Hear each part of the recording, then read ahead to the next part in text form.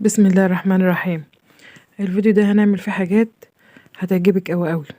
كلها حاجات موفرة وموجودة في البيت وهتشتريها رخيصة وهتوفر لك كتير قوي. هنعمل الكوكتيل وهنعمل مربى الفراولة وهنعمل البطاطس من غير زيت. هقولك على كل حاجة بتعمل ازاي. هنبتدي بالبطاطس. البطاطس طبعا تقشريها وتقطعها بالطريقة ديت او بأي طريقة انت عايزاها، حتى لو مكعبات عادي، وتحط شوية زيت صغيرين. ده تقريبا كيلو بطاطس. حطيت حوالي 3 معالق زيت بس. حطيتها في المقلاية كده ورحت مغطية المقلاية وعليت عليها عشان تقرمش شوية، البطاطس تقرمش من تحت شوية، وبقيت كل شوية اقلبها بالطريقة دي وبقى شكلها كده. اللي عايزة تحمرها قوي تشيل المتحمر وتسيب اللي مش متحمر قوي شوية كمان، عادي يعني. وكانت جميلة، وحطيت فيها شوية توابل من اللي انا بعملها دايما عندي في البيت، وعليها شبت وبقدونس. دلوقتي بقى هنعمل الكوكتيل. الكوكتيل ده عبارة عن فراولة وموز وتفاح.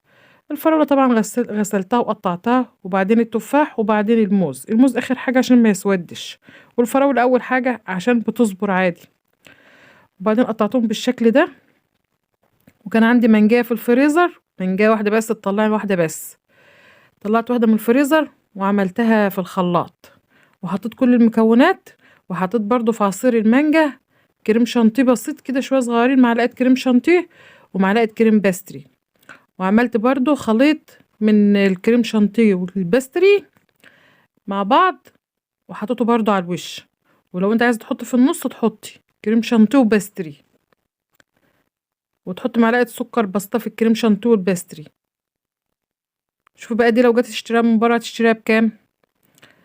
جبت نص كيلو من كل حاجة، موز وفراولة وتفاح، وعملت لي شوية كوبايات حلوين خالص. الكوباية بتشتريها من بره ب20 جنيه. شوفي بقى توفر لك قد ايه. وحطيتها بقى في الفريزر،